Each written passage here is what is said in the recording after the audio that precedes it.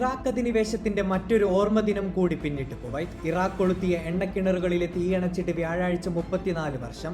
1990 August 2-നാണ് Iraq Kuwait പിടിച്ചടക്കിയത്. അന്താരാഷ്ട്ര സേനകളുടെ ഇടപെടലിലൂടെ 1991 ഫെബ്രുവരി 26-ന് മോചിപ്പിക്കപ്പെട്ടു. എന്നാൽ കുവൈറ്റിലെ 737 എണ്ണക്കിണറുകൾക്ക് തീയിട്ടാണ് ഇറാഖി സേന മടങ്ങിയത്. 54 എണ്ണക്കിണറുകൾ പൂർണ്ണമായും നശിച്ചു.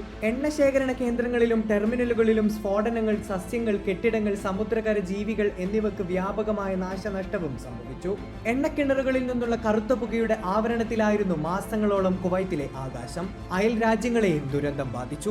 പുകയും വിഷലിപ്തമായ മഴയും Bahrain, Saudi Arabia, Qatar, Iran, Oman എന്നിവിടങ്ങളിലെയും മധ്യേഷ്യയുടെ ചില ഭാഗങ്ങളിലും എത്തി. തീപിടുത്തം എണ്ണ ഉൽപാദനത്തെ തടസ്സപ്പെടുത്തി. പ്രതിദിനം 4 മുതൽ 6 ദശലക്ഷം ബാരൽ വരെ അസംസ്കൃത എണ്ണയുടെ നഷ്ടം വന്നു. ഏകദേശം 23 ദശലക്ഷം ബാരലുകൾ എണ്ണ പാഴായി. പ്രതിദിനം 120 ദശലക്ഷം $ന്റെ നഷ്ടമാണ് ഇത് വരുത്തിവെച്ചത്. കുവൈറ്റ് തീകെടുത്താൻ ചടുലമായ നീക്കങ്ങൾ നടത്തി. രാവും പകലും നീണ്ടുനിന്ന ശ്രമങ്ങളിൽ വിപുലമായ അറിവുള്ള ആഗോള സ്ഥാപനങ്ങളെ ചേർത്തു നിർത്തി. കുവൈറ്റ് ഓയിൽ കമ്പനി പ്രത്യേക സംഘത്തിന് രൂപം നൽകി. പരിമിതമായ വിഭവങ്ങളിൽ നിന്ന് കുവൈറ്റ് അഗ്നിശമന സംഘം 41 കിണറുകൾ കെടുത്തി അന്താരാഷ്ട്ര അംഗീകാരം നേടി. 27 വിദേശ ടീമുകളിൽ നിന്നുള്ള 10,000-ലധികം ഉദ്യോഗസ്ഥരും പരിഹാരങ്ങൾക്കായി ശ്രമിച്ചു. 5,800-ലധികം പ്രത്യേക വാഹനങ്ങളും ഉപകരണങ്ങളും ഇതിൽ ഭാഗവാക്കായി. ഒടുവിൽ കുറഞ്ഞ മാസം കൊണ്ട് വിജയകരമായി കിണറുകളിലെ തീ കെടുത്തി. പിന്നീട് ലോക എണ്ണ വിപണിയിൽ കുവൈറ്റ് വളരെ വേഗം തങ്ങളുടെ മുൻനിര സ്ഥാനം അടയാളപ്പെടുത്തി. രാജ്യചരിത്രത്തിന്റെ ഓർമ്മകളിൽ പഴയ കറുത്ത ദിനങ്ങൾ ഇപ്പോഴും കെടാതെ നിലനിൽക്കുന്നു.